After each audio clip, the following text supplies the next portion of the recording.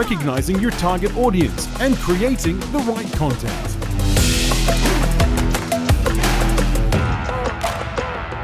And to discuss this very, very interesting topic, I'm really as well happy to see you on this stage. Please give it up to Laura Inamedinova. I'm sorry.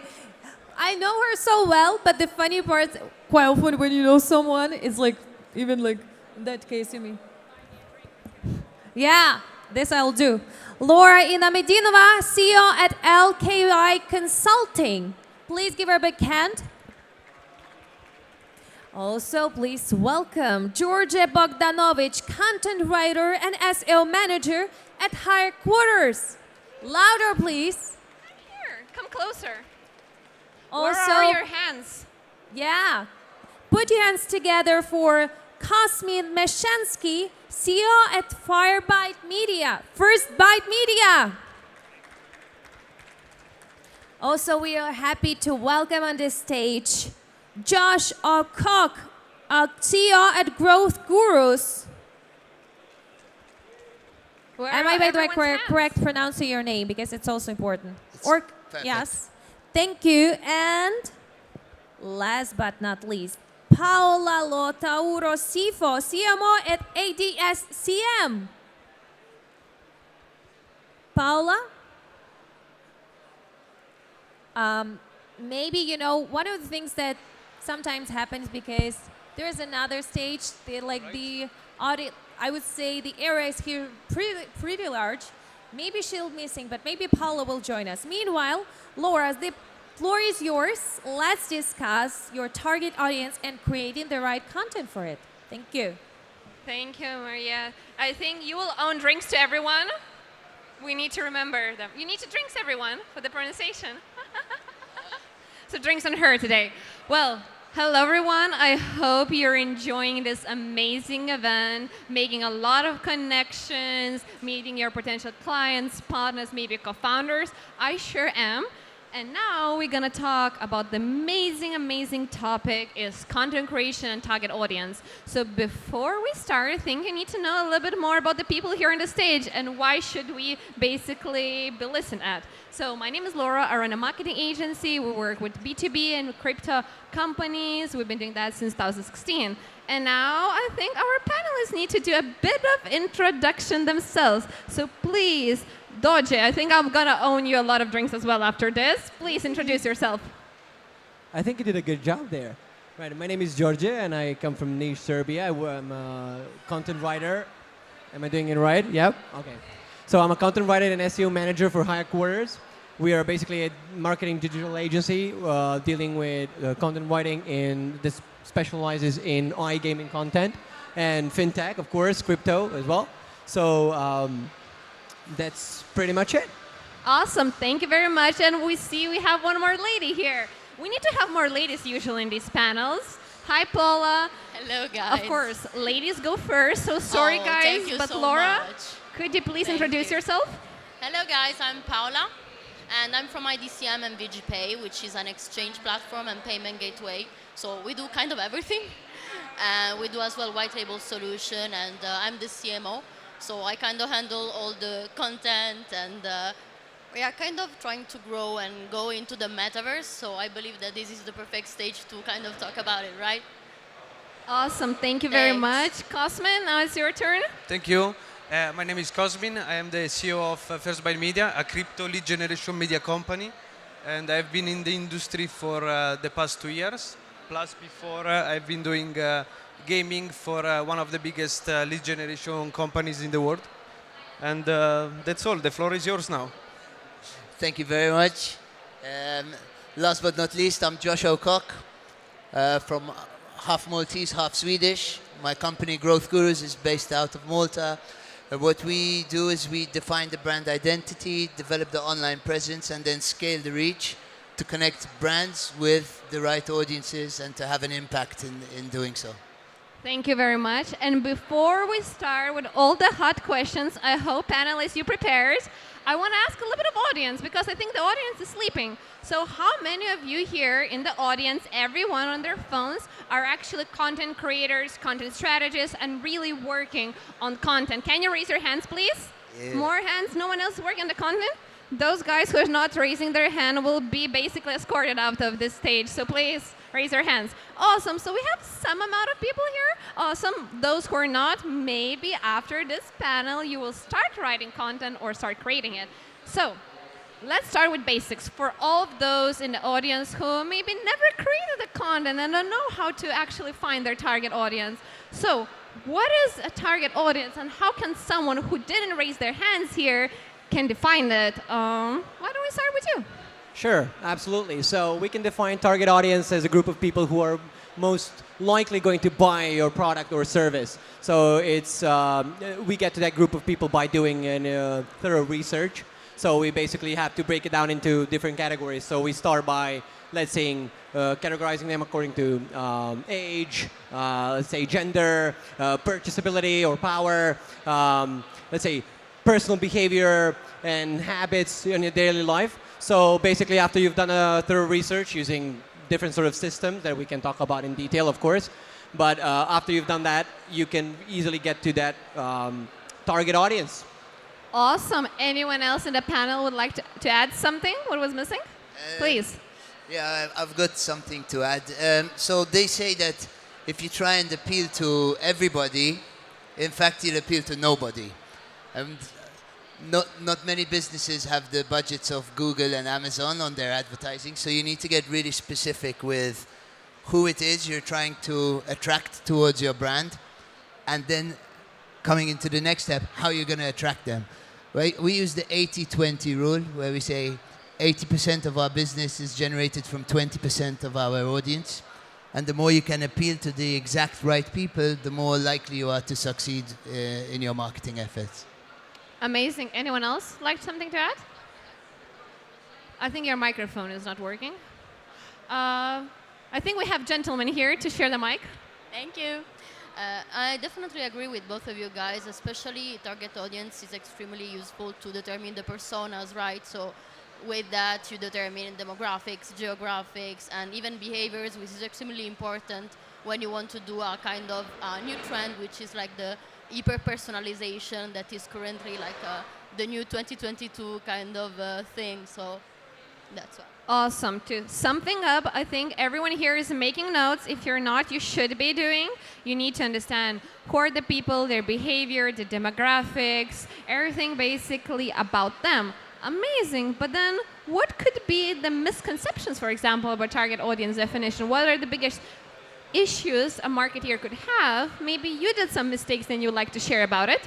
Who would like to start? Maybe you? I think, okay. So go ahead, guys. I would say that the first thing that most of us don't know is, like, as you said before, like we need to be very specific on who we want to target. What's the person? What's he thinking? It's like, was not only the demographic part of it, like age, market, and so on, but also the psychological part of it, because it's very fundamental to speak emotionally to your target market. And if my mistake at the beginning was exactly this one, not thinking about the emotional part. How can I sell something if it's just, for example, if I want to sell you water, I'm not going to tell you about the specific characteristic of water, but I'm going to try to sell you like a specific emotion that you can get out of it. And if I'm not thinking about this one, I cannot market properly my product, my services, and so on.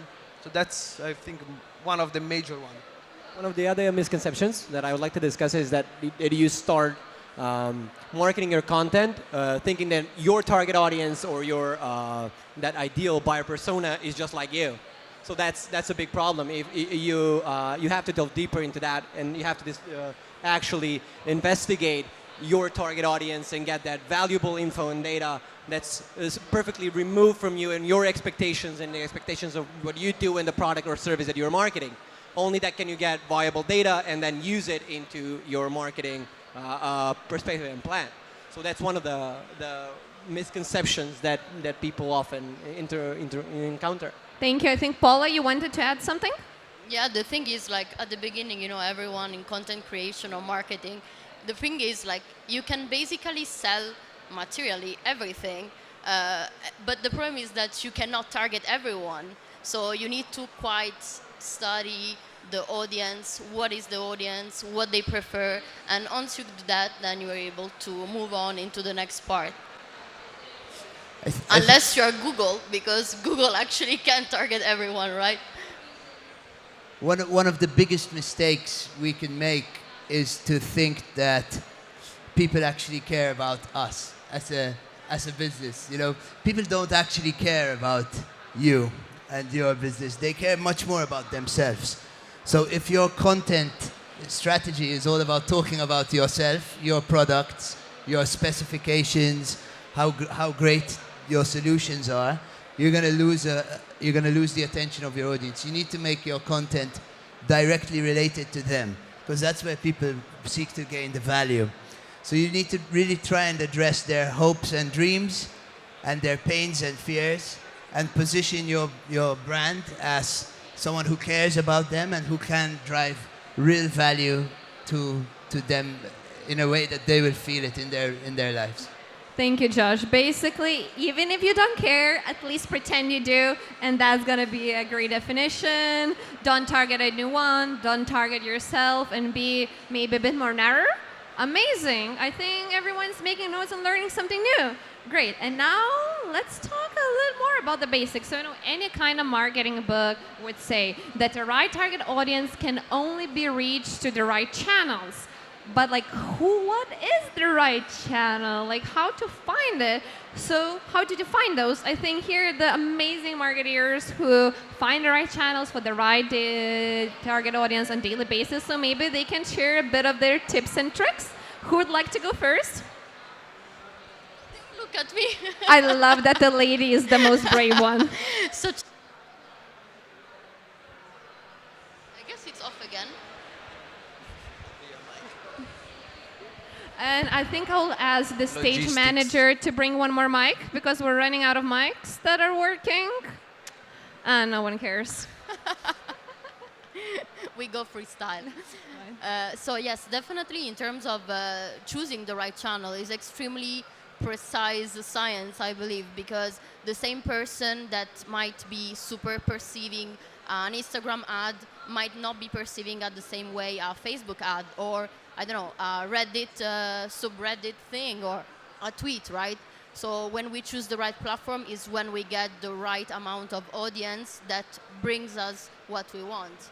So I believe that in this sense, we need to make sure that the right channel is chosen by what we discussed earlier. So, the empathy and all the different demographics and geographics that we do with the personas. Thank you for the gentleman with the gray jackets to bring the mic. I think you need to turn it on. Yeah, we're on. The beauty of life, no? Yeah, it's live. Now it's a super powerful mic. The 2 talks ago, there was Upton on stage, making his point clear around video, how powerful video is as a type of content. Some statistics, he said there's 8 billion views a day on Facebook, and video gets 12 times more shares than written content, which is very powerful. He advised, don't write a blog and make a video instead. I would counter that. I would say still write a blog. Yeah, especially there's so much more. There's other benefits to the shares and that you can gain from SEO, which you guys know a lot about. And embedding that video into your content stretches it out, gives you much more life out of it. And we've seen with our C-level audiences, podcasts are also very popular, so that's audio.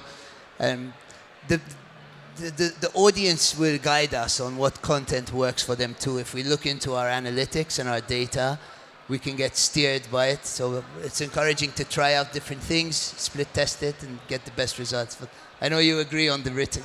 True. I do agree on the writing part, of course. But it also depends on the industry or the service or the product that you're trying to market. So if you're targeting a group of people that's usually going to stick to their computers, or that's, let's say, in gaming or online casinos or whatever, they are going to read those reviews. So those reviews need to be on point. They need to be very specific. And just an example. So that's always going to be the blog post. It's always going to be that review. Of course, you can do a video of it. It's fine by me, but most of the time. And you can verify that with the tools and the analytics. People are going to read it more than they're going to see the video of it, or because it can last for a long time. To do a review of any product, it will take a video like 20 minutes, 10 to 15 or 20 minutes, if it is going to be any good. But if you just go scan through the text, skim it, you just get to the information you want, it will take you a couple of minutes, 2 to 3 at best. So it's basically, it depends on the industry, the market, and the product you're trying to market. On the geographic, I guess, I suppose. Cosmin, maybe you would like to add something? Yes.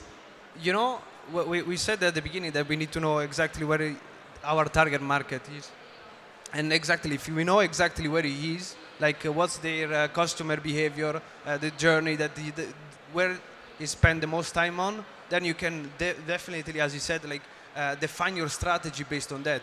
It's not that, okay, there are certain markets that, like you said, that are highly regulated, so you need specifically use different channels than others.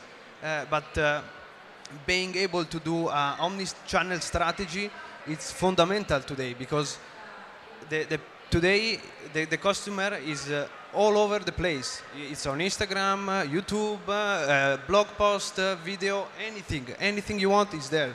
But the most important thing is, how do you say the same message across different channels? Because if you speak to them on Instagram with amazing pictures, then that's how you get them. Meanwhile, on YouTube, you can spend videos like they are very creative maybe, but it's still depending on your target market, what they like, what they love, and so that's how you basically try to do it. Thank you very much. I'm sorry, panelists, but I'm gonna go after, a little bit off the questions I sent to you. So everyone in the audience, now prepare for the hard ones. We're talking, okay, amazing content for the right target audience, depending who they are, finding the right channels. But like, it's so hard to understand. So what it is, maybe you could give some examples from some big brands, some small brands, maybe, you know, some of your case studies, which you can now promote across the big audience that people can learn. Case studies, examples. Who will be the bravest one? Well, let's do it. Love you, love the enthusiasm. I will tell you how I do it in my current project. It's about gaming. And we are studying a lot of how is the behavior of this target that we really want to get. And we are looking at crypto market, and everybody it's looking for Lamborghinis. I'm speaking about guys, definitely. Lamborghinis, you Why like, wouldn't women want a Lamborghini? Come on. I'm not saying that I would the girls want one. don't want a I would Lamborghini, but appreciate one my as well. target right now is a male, so I'm speaking to the male audience.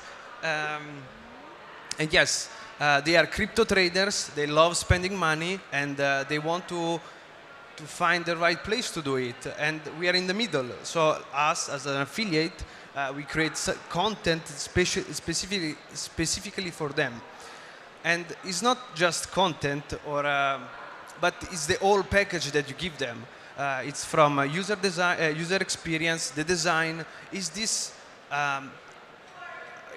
what I'm trying to say is that we are not going to create anymore just blog articles and so on, but it's like giving them an experience that once they land on your website or on your platform or wherever they are coming, they can feel something else than just reading a post or watching a video. So after that, the experience is basically staying in their mind, and tomorrow, in 1 month, they will still remember you because of how they made you feel, how you make them feel. So that's, I would say, like my little case. And how do I speak to my customers? Basically, we are trying to create a brand that is very into GTA, old style, Miami Vice, and people love it. So that's how I basically try to speak to the audience that we are trying to get to. Thank you. And, Someone else want to like something else besides guys and Lamborghinis? Yeah, look, yeah, so we target both male and female audiences. Just joke. Look, there's over 5 million blog articles published every single day. So standing out is tough, to say the least. And the only way to do that is to really speak to someone almost directly. Of course, we can't address our blog articles to you by name, but the hack, my biggest hack in really understanding how to stand out in such a saturated world, is to create personas using your real customers. So think of your real best customers, unless you're a brand new startup with no customers yet. Just actually go to your real audiences and ask them, what's important to you? What problems can I help you solve? What keeps you up at night? What are you really aiming to achieve? And we do this through, I believe that the brand actually has a big responsibility in the tone of voice, in the values, in the positioning. So we created 4 different audiences, and we actually interviewed the real audiences from our actual customers and created content based on what they told us would be what's important to them in the formats that they also like to ingest content. So I just made it very real and very human, and it's had really good results for us so far. What I would love to add to this, and thank you, gentlemen, as I run a marketing agency, one thing that we highly encourage, and I think this wasn't been speaking about, is not just creating a content, but putting the face on the content. And one thing I think a lot of brands, especially those brands who are just starting out, forget is like, people don't want to work with faceless brands. People want to work with real people. They want to see who is creating that content. Usually that's a CEO, C-level executive, might be a CMO of the company. So always put someone there. And if you're a founder and if you're not comfortable being out there in social media and blog posts, even on conferences like this on stage, well, sorry guys, you need to start doing that, because that's the easiest way to get recognized. Anyone else want to talk about some examples, case studies? Or I can, yes, please, Paola. Definitely, like I was listening to you when you were talking about the blog and the SEO. For example, like to me, I saw many companies that start posting out there like blog that has a lot of words but no exact meaning. So I agree definitely with you guys when there is about, you know, feeling this empathy towards the customer, the user, so that you can really, you know, attract something and mean something to them. Awesome. And I think if Upton, who is a dear friend of mine, was speaking before, he probably was speaking a lot about TikTok and other social media platforms that are video related. And definitely these short content pieces are becoming super popular, and this is sort of the trend of content. But what else? What about metaverses? What about blockchain changing the way our content is being distributed? So what are the next big things of content? Let's talk about it. In terms of crypto and exchange and payment gateway, because I think we have very different businesses, right? Us specifically, we definitely do a lot with Reddit and Discord, and we try to be involved as much as possible with metaverse communities in order to, you know, push and buzz the audience and get some light out of it. What else? Please, Cosmin. I would say that everything is evolving right now. So what we have to do is like basically listen to the market. And once we know exactly where they are, what they do, we can create the content that they want. And we can be on Discord. It's perfectly for building communities. And we are always going toward to that direction, like more community-driven content rather than just one way. That's Also, I thought there's going to be a fight. Yeah, who's I going do to agree with speak. him. But when we're talking about new channels, like as metaverse or something like that, we are in uncharted territories, right? We're in uncharted waters. We are the ones that need to, let's say, sort of push or power the audience towards something. So it's basically you need to strike the iron while it's still hot, and then you have to use different channels, different, let's say, tactics or the information that we gather through the AI or different sorts of tools, and then see what we can implement. And before we wait for them to see what works for them, let's make something work for them. And once we did that, it's easy from then on. Getting the right content, it's both an art and a science. Ashamedly, I'm slow to jump on the TikTok bandwagon, but I know it's big and I know it's growing. I just feel a bit slightly old for that. But one thing that I'm really looking forward to exploring is videos where the user can participate in the video, so they can choose path A or path B. And based on their selection, it will then change the rest of the video. Something we're experimenting with. And I think it will be very powerful because people want to be involved in the journey, in the content. The more it feels like a relationship or a conversation, the stronger it will be regardless of the platform. Awesome. Thank you very much. And as we have last 2 minutes, I want to do something that's definitely going to bring a lot of value to your audience. Now we're talking, everything is great, the talk is growing, we're creating amazing content. But let's talk mistakes. Let's talk fuck-ups. Let's talk something that you made a mistake, you learned from it, and you want to teach everyone here in the audience that they shouldn't repeat your mistakes on the stage. Who is going to be the bravest one? I have a pretty bad mistake. Okay, I'll start as a Please. content writer. Right, I've made a couple of those myself, I'm sure. My editors would agree, of course. But the fact is that I was creating content for, I totally missed that target audience. I was writing content that should have been for, let's say, beginners in any area. And then I was using a language that was too complex or things that needed a little bit of that advanced knowledge. So that was one of my biggest mistakes, and I still do that from time to time. But as you know, it's getting better, right? But that's one of I totally missed the target audience and the knowledge and their scope. So that was one of the mistakes. Similarly, we once developed a game, and we made it we loved it. Our team loved the product, but the audience wanted something totally different. We spent around 300,000 of investor money before realizing we missed the mark. And Luckily, our losses were not that great. Anyone else? We're already getting pressure I got from more our or less host. the same thing because I was like preparing super nice content, super wow, yeah. And then at the end they told me, hey, listen, cut it off. It's not for that. We are changing audience. Wait, what? So I basically lost like entire marketing strategy. I lost everything because I was a junior marketer, right? So I didn't really know much. So it was a lesson always to double, triple check everything before you move on with your marketing strategy. Anything else? My mistake, it was like not defining at the beginning who is my target. So I spent enough time and resources on something that it was not supposed to be. So that's, guys, don't do it. Make your so research. Do a lot of research before you start any kind of content. Put in the work.